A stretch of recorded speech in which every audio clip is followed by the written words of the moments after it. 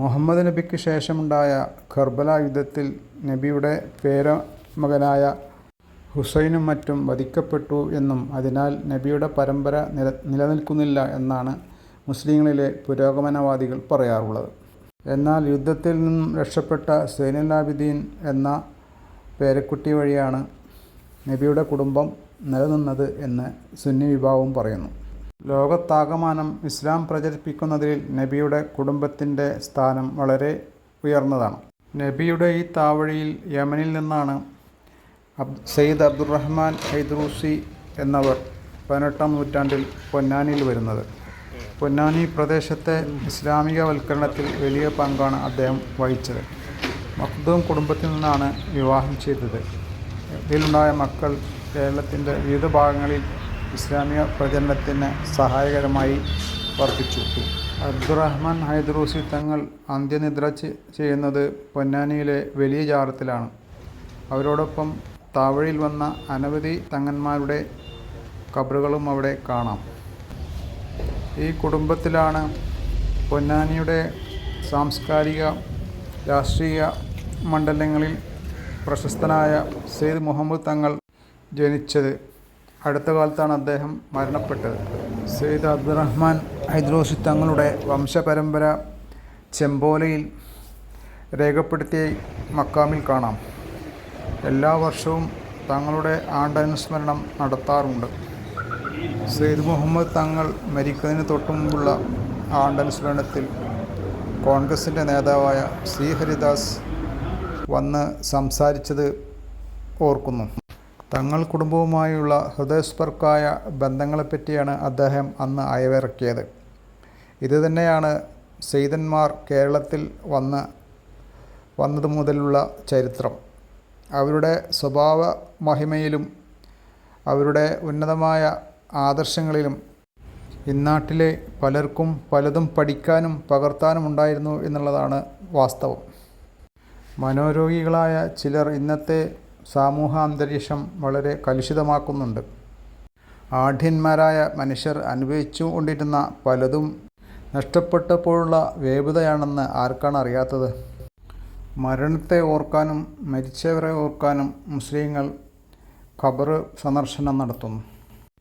സന്ദർശകരുടെ സൗകര്യത്തിന് വേണ്ടിയായിരിക്കണം മഹാന്മാരുടെ ഖബറിടങ്ങളിൽ ബിൽഡിങ്ങുകൾ വന്നത്. ഖലീഫ ഭരണം രാജഭരണങ്ങൾക്ക് വഴിമാറിയപ്പോൾ രാജാക്കന്മാർ മരണത്തിന് ശേഷം വലിയ കെട്ടിടങ്ങളിൽ മറയടക്കപ്പെട്ടു. ഈ രാജാക്കന്മാർ ആദരിക്കുന്ന സൂഫി നേതാക്കൾ അന്തരിച്ചപ്പോൾ അവർക്കും കൂടി ഇത്തരം കെട്ടിടങ്ങൾ വന്നതായിരിക്കണം. കാരണം ഇസ്ലാമിക നിയമപ്രകാരം പൊതു ശ്മശാനങ്ങളിൽ കെട്ടിടം ഉണ്ടാക്കാവതല്ല. അതുകൊണ്ട് തന്നെ സ്വന്തം സ്ഥലത്താണ് മിക്ക സയ്യിദുകളുടെയും ഖബറിടങ്ങൾ ഉള്ളത്.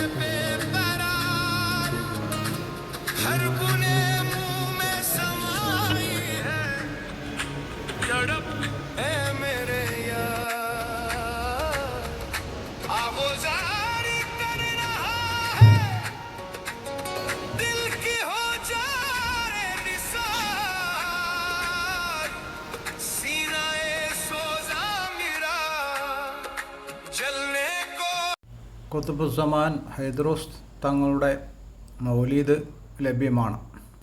അവരുടെ ജീവചരിത്രവും അപദാനവുമാണ് ഇതിൽ. തങ്ങളുടെ 6-ാം തലമുറയിലാണ് കുഞ്ഞിക്കോയ തങ്ങൾ വരുന്നത്. അവരുടെ മകനാണ് സെയ്ദ് ഉമറുൽ മുഹ്താർ തങ്ങൾ. അവരുടെ മകനാണ് ഈയിടെ മരിച്ച സെയ്ദ് മുഹമ്മദ് തങ്ങൾ.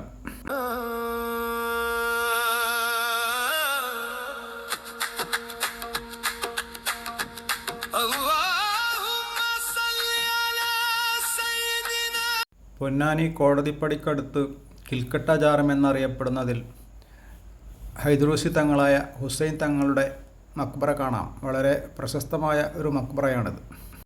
ഹൈദ്രൂസി തങ്ങളുടെ ഒരു താവഴി ചാവക്കാടടുത്ത എടക്കഴിയൂരുണ്ട്.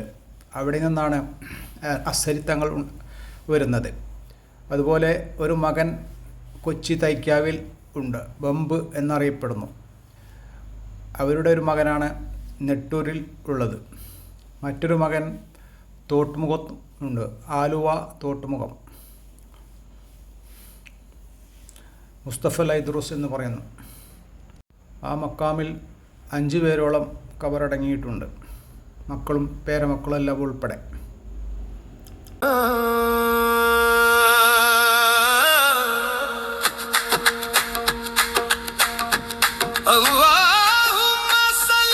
ഹൈദ്രൂസ് പരമ്പരയിൽ ഉള്ളവർ തന്നെയാണ് പെരിന്തൽമണ്ണ വലിയങ്ങാടി കക്കൂത്തിൽ ഉള്ളത്.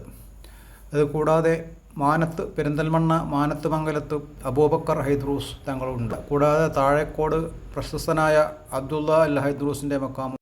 കുമരംപുത്തൂരിൽ വലിയ ആറ്റക്കോയ തങ്ങളുടെ കബറിടവും ഉണ്ട്. ഇത്തരത്തിലുള്ള അനവധി മഹാന്മാരുടെ പരിശ്രമഫലമായാണ് നാം ഇസ്ലാം ദീനിൽ എത്തിയത്. ആ കടപ്പാട് നാം മറക്കാതിരിക്കുക. ഈ മഹാന്മാരുടെ ഹക്ക് ബർക്കത്ത് കൊണ്ട് നമ്മെ അള്ളാഹു അനുഗ്രഹിക്കട്ടെ. ആമീൻ.